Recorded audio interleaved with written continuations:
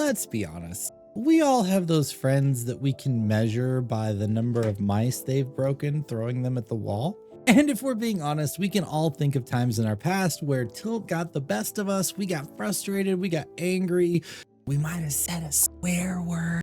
But I would wager that most of you would say that you've conquered or overcome or largely gotten away from tilt, and it's not really a big part of your game.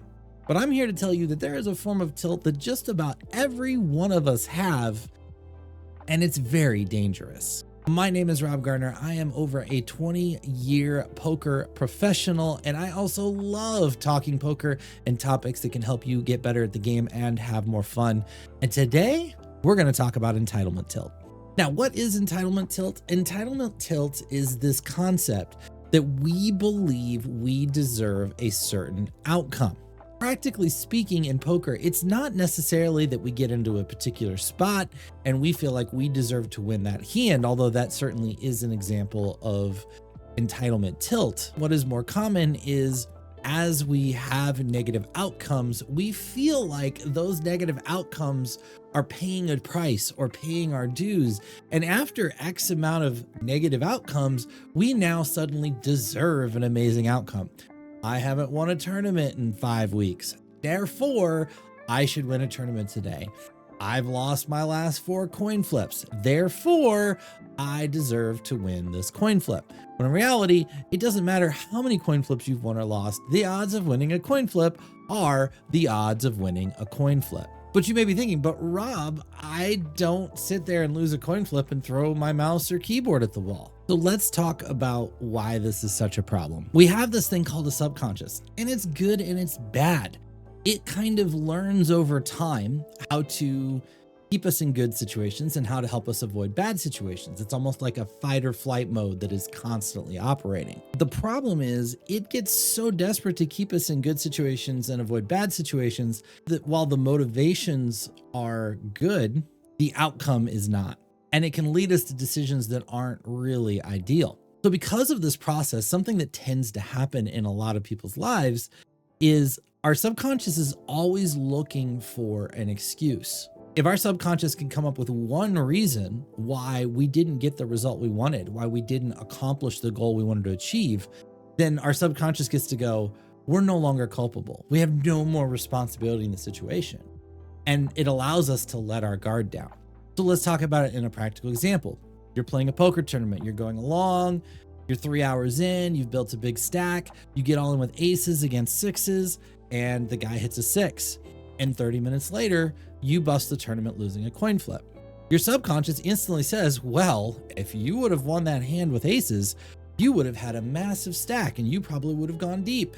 So it's not your fault that you lost the tournament. We hear that and we go, oh yeah, of course that makes sense. And we immediately dismiss any culpability for the result of the tournament. Now, don't get me wrong, winning that pot would definitely be beneficial, but here's the problem. The moment we absolve ourselves of responsibility, we stop looking for ways and areas to improve. Sure, we could have won that hand with aces and had a big stack, but how many other mistakes did we make in that 4 hours of play that could have also helped us have a bigger stack in the end and maybe not have lost a coin flip for our tournament life? Maybe we only would have lost a coin flip for half our stack and still been in the tournament. Entitlement tilt isn't like traditional tilt because we're not raging and screaming and throwing things. What we're doing is we're kind of pulling ourselves out of the situation and just saying, not my fault, not my problem. And ultimately what it's causing us to do is stagnate and not get better. Now, entitlement tilt certainly can turn into traditional forms of tilt. We can certainly get into that progression where we lose 3 or 4 bad beats, we start to get a little frustrated, then we feel like we deserve to win, then we get another bad beat and it gets more. It can definitely snowball into traditional tilt. And obviously if we're struggling with those forms of tilt, then that's definitely something you're going to want to work on. You want to do some sort of mindset training or meditation or whatever your flavor of tea is to kind of get your emotions in check and in control.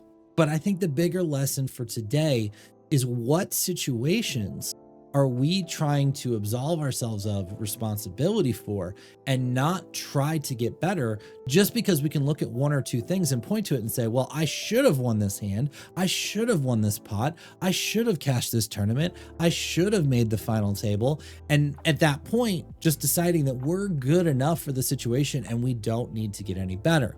If you want to get better at the game, you have to keep moving. You have to keep growing. You have to keep learning. And what Entitlement Tilt does is it puts a huge dam in that. He comes in and says, nope, you're good enough. You had this go wrong and it wasn't your fault.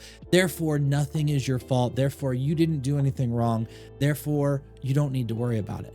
And that's why the vast majority of poker players never really grow, because they can point to 6 or 7 things that say, that's why I lost. And then they don't have this need or desire to get any better. And one thing to think about too, not to get too far into the life side of things, but this is really a life lesson, not just a poker lesson. If you think about life, you can probably find lots of situations where you let entitlement tilt get in the way of your progression in life and you don't push yourself to your fullest potential because you have all of these excuses lined up for why A, B, or C is not your fault. Therefore, you don't have to put effort in anymore. Now, the reason I know so much about this is because this is something I battled my entire career. And I will continue to battle it my entire career. The days of punching walls or screaming at the top of my lungs are long gone. I've learned to control my emotions and my mental mindset way beyond that. But I'm very susceptible to being in situations where I'm like, well, you know, I deserve to run good today, or this is the time where I deserve to have my moment.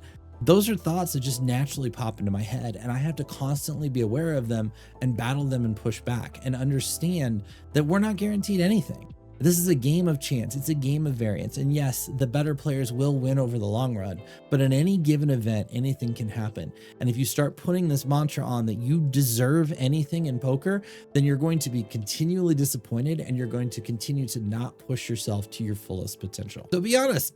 Do you experience entitlement tilt? Is this something you struggle with? Drop a line in the comments. Tell us what your thoughts are entitlement tilt. Maybe you've experienced this and found some cool ways to battle it.